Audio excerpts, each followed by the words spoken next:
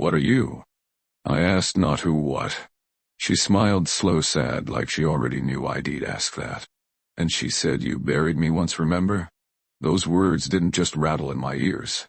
They echoed somewhere deeper. Somewhere locked away with nightmares I'd never dared revisit. I shook my head trying to speak, but nothing came out, just breath shaky shallow. She stepped out of the creek bare feet, sinking into the soft bank water trailing down her legs like silver threads.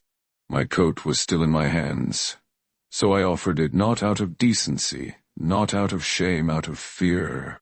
She took it slowly, never breaking eye contact, and wrapped herself in it like it had always been hers. And that locket, it stayed visible, pressed against her skin like it belonged there, like it never left. "I don't understand," I managed finally. "You say I buried you. Why would I?" She sat on a flat stone near the fire pit that hadn't been used since the winter before, and her voice was low like story time at the edge of a dream. "You were 19, I was 17, the summer your mother died." She looked up, eyes glassy. "We used to meet behind the orchard. You carved our initials into the sycamore stump, remember?" I stared at her like shed-grown horns. "There was a stump," I whispered. "But those marks, those were—" "I never made it to town," she said, cutting me off. "You told me to wait until sundown, said we'd ride out together, but your father found out." My blood went cold. I was drunk. I muttered, "There was a storm I don't remember."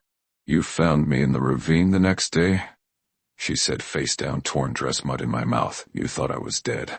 And then she smiled. But I wasn't. I stumbled back, knees weak, the memory hitting me like thunder. There'd been a girl, a runaway, a kiss under the sycamore moon. I had found her in the ravine, her skin blue, lips still, and I dug a grave with my bare hands, crying like a child. But I never told a soul. I buried her, and then I buried the memory until now. She stood again, water still dripping from the hem of my coat, and walked up to me until her breath warmed my cheek. "I clawed out from the dirt for you," she whispered, "because my name was never carved into that tree. But yours still is." And before I could stop her, before I could think, she leaned in and kissed me. Her lips touched mine like they already knew the shape, not a question, not a tease, a memory returning home. My hands didn't know where to go. My mind was screaming. But my soul went quiet. Because in that moment, I wasn't a man haunted by a grave I dug in shame. I was a boy again, kissing the girl who once swore she'd be mine forever. But forever had ended in a ravine. I pulled back, breath, sharp, heart slamming against my ribs. "This ain't possible," I said. "Horse, you were dead. I felt it. I saw the color leave your skin." She didn't flinch, she didn't argue, she just looked at me with that sorrowful gaze like she'd already lived through my grief. "Maybe I was," she said. "Or maybe death didn't want me yet." The coat slipped slightly off her shoulder. I saw another mark, this one faint like a burn right over her collarbone. A shape, a letter maybe, or a brand, and I reached for it without thinking. She didn't stop me. My thumb brushed the skin and something pulsed between us like a bell ringing deep inside my bones. That's when the horses cried out, both of them spooked. And just beyond the trees I heard it. Footsteps, slow, deliberate, boots cracking twigs, someone approaching from the woods with no intention of hiding him. She went stiff, her hand clutched the locket. "No one can see me," she whispered. "Not yet, not him." "Who?" I asked, already moving toward my rifle. She didn't answer. She just vanished into the trees like a shadow swallowed by mist. By the time the man stepped into the clearing, she was gone, and all I had was the smell of her on my coat and the heat of her kiss on my mouth. The man who walked in wore a badge, Sheriff Boone Caro, a man who'd buried more secrets than had solved. He looked at me with cold eyes and said, "You seen a girl come through here? Dark hair, barefoot, might be wearing a man's coat." I said nothing, but my heart was a thunderstorm. I kept my face still, my voice flat. "No girl," I lied, "just me, the cattle, and whatever ghosts the creek still keeps." Sheriff Boone narrowed his eyes. The man had a way of peeling truth out of silence, slow like skin off a peach. He stepped closer, boots sinking into the damp earth where Shed stood just minutes before. His gaze flicked to the fire pit, to the footprints in the mud, to the coat still warm around my shoulders. "You always ride in full dress this early in the morning?" he asked like he already knew the answer. I gave him a shrug. Cold spell, or maybe I am getting soft in my age. He didn't smile. You see that girl? He said, voice dropping lower, darker. You keep your distance. She ain't right. My pulse thumped hard. Ain't right how? Boone looked past me into the trees like maybe he thought she was still watching. She don't cast a shadow at dusk, he said. She don't leave prints after sundown. And my deputy swears she bled out in his arms last week. My mouth went dry. I found her in a cabin just outside town. Door locked from the inside. No food, no firewood, no footprints coming in or going. She was sitting in the dark humming a lullaby my mama used to sing me. He paused. Then she vanished just like that. I didn't say a word. Not about the kiss.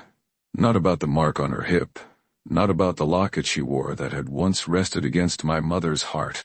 Boone spit in the dirt and turned to leave. "She's bad luck, son," he said over his shoulder shell.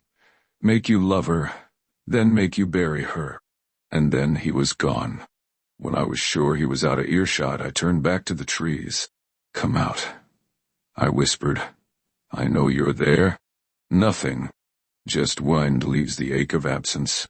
But then, a whisper close to my ear from nowhere, from everywhere. "I never stopped loving you." And in my coat pocket something cold and metal. The locket. She had left it behind. Or maybe she never wore it at all. I held the locket in my palm like it might vanish if I blinked. It was warm, like it still remembered the heat of her skin. The clasp clicked open easy. Too easy. I hadn't opened it since I was a boy, when my mother caught me sneaking looks at the picture she always kept inside. Only this time, it wasn't the face I remembered. Inside was a photo. Old sepia, faded, a woman who looked just like her, but younger, dressed in white, barefoot in a field of wildflowers. And beside her, Mum? Or someone who could have been my twin. My breath hitched, my heart went still. It wasn't just her I recognized. It was the me I'd never been. I rode back home in silence. My thoughts were a storm, lightning quick and impossible to grab hold of. That kiss still burned on my lips. Her voice echoed in my ears like it had been stitched into the wind itself. She knew things no one should know. The sycamore stump, my mother's lullaby, the way I used to cry when I missed her too much to breathe. And now, this photo, not from this life, not from this time. Something was wrong, something was beautifully, painfully wrong. That night I lit the old lantern and opened every box in the attic. My mother's journals were there, leather-bound, time-worn, smelling like cedar and dust. I flipped through page after page of memories I never knew she kept, until I found the entry, June 3rd, 1863. She came again today. Same eyes, same voice. The girl from the creek says she's looking for my son, says he doesn't to remember her yet. I dropped the book. A chill crept up my spine, curling into my chest. She knew my mother, or my mother knew her. Maybe more than once, maybe more than one life. I didn't sleep. I couldn't, because somewhere in the trees I could feel her, barefoot, shivering, watching, waiting, and I didn't know if she wanted me to save her, or bury her again. By morning the world hadn't changed, but I had. I rode out before the sun had a chance to clear the ridge, the wind sharp and bitter against my skin. The locket pressed against my chest, tucked inside my shirt now like it never left its rightful place. I didn't know where I was headed, only that my hands found the reins without thought, and my horse turned toward Silver Creek like it had been called.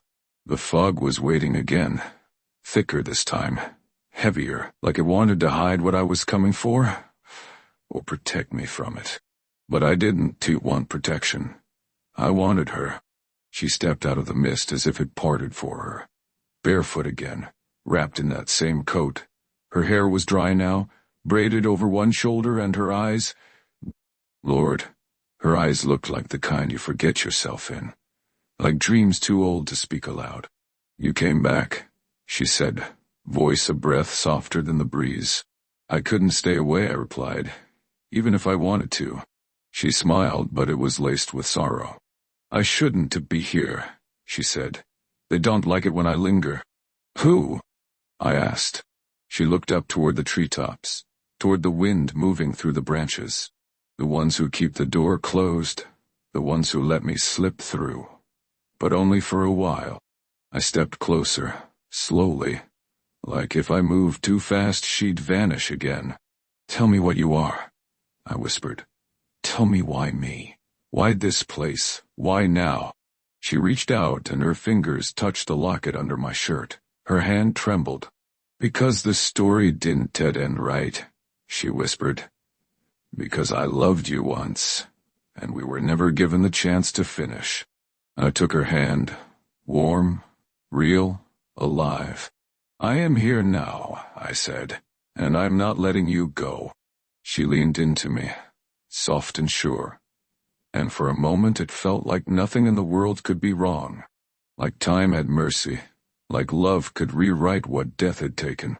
But then, the creek behind us rippled, without wind, without cause, and a voice came from the water, low, male, angry. "She's not yours to keep, boy." The voice slid across the water like oil, too smooth, too cold. It didn't echo, it didn't need to. I turned, hand already moving toward the pistol at my hip. But the creek was empty. No man stood there. No figure in the trees. Only the sound of the water running slower now, like it was listening. She tensed beside me, her hands slipping from mine. "I told you," she whispered, "they don't want me here." I looked at her, really looked, and saw the change. Her skin, once warm and glowing, now looked a little too pale. Her lips, once flush with life, had gone quiet pink, like something slowly slipping back into shadow. "Who is he?" I asked that voice. She wrapped her arms around herself, holding the coat tighter as if it might anchor her. "He was the one who found me first. Before you, long before you." Her voice trembled like the weight of what she remembered. "He promised me forever," she said, "then buried me in a place no one would look, said if he couldn't have me alive, he'd keep me under the earth." I felt something sharp twist in my chest. Jealousy, rage, love, all tangled together like thorns in a bed of roses. "You don't belong to him," I growled. "Not now. Not ever." But the wind picked up, and this time it carried something with it. A name, Jonas. It hit her like a slap. She staggered, nearly falling, clutching her head like the word had been driven through her skull. "No," she gasped, "don't say his name. It gives him shape. It gives him breath." I pulled her close, wrapped my arms around her, and held tight. But the air was shifting, darkening. A branch cracked behind us, and a shadow moved where no light should fallen. She pressed her lips against my ear. "If you love me, you have to let me go." Her breath was warm against my skin, but her words were cold steel. I held her tighter. "No," I said, "not again, not this time." She pulled back, tears in her eyes, eyes that shimmered like stars about to fade. "You don't understand. Jonas never let go, not in life, not in death." She touched my chest just over the locket, fingers shaking now. I broke free. "For you, because your mother gave me a name to call, a memory to hold on to. She knew I'd find you, but the longer I stay." Her voice cracked. "The more he remembers me, the more he owns me." Behind us the trees groaned, bending under a pressure I couldn't see. A shadow slithered over the water, not walking, not crawling, just being. It reached the shore like smoke with teeth. And from that blackness, a figure stepped out. He looked like a man, once tall, strong, dressed in black and dust. But his eyes were empty holes, and in his hand, a ring, rusted, blood-worn, still wet with the vow she never gave him. "Come home," he said, voice like the creak of coffin wood. "Your place is beneath me." I stepped in front of her, pistol drawn. "She's not yours." He tilted his head, smiled slow. She's death, remembers what love forgets." She placed her hand on my shoulder. "Don't fight him," she said. "You'll lose." "I'd rather lose with you," I said, "than live in a world without you." Her tears spilled, but her face was peace, like she'd waited lifetimes for those words. Then she kissed me, soft, final, like a promise whispered to the stars. And when she pulled back, she was glowing. Not with light, with memory, with love. She stepped past me, faced him, and said, "You buried me, but I loved someone else." The thing that had been Jonas screamed, not loud, not raw, but wrong, like a sound that was never meant to be heard. And in that moment, the trees cracked, the earth split, and she vanished in a burst of wind and light. Gone, not stolen, freed. I dropped to my knees. The creek was silent again, and in my hand, the locket warm, steady, and on the inside now, shoo, a new picture, her smiling, holding my hand. Weeks passed. The sheriff came by again, asked if I'd seen any strange women up in the hills. I told him no.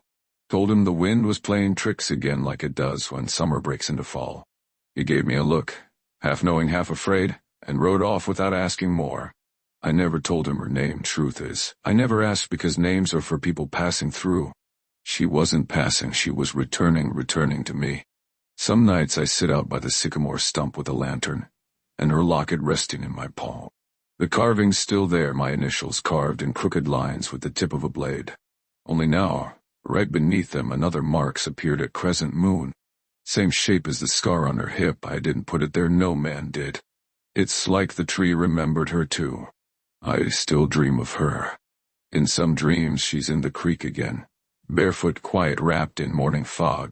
In others she's beside me in bed, warm beneath my coat, her fingers tracing the line of my jaw like Chez drawing a map of the man she once loved. And sometimes when the wind hits just right, I swear I feel her kiss on my neck, soft, real, present. They say love can't survive death, but I don't believe that anymore. Because somewhere between the dirt and the stars, between the life we lost and the life we never got to live, she found her way back to me just long enough to be loved right.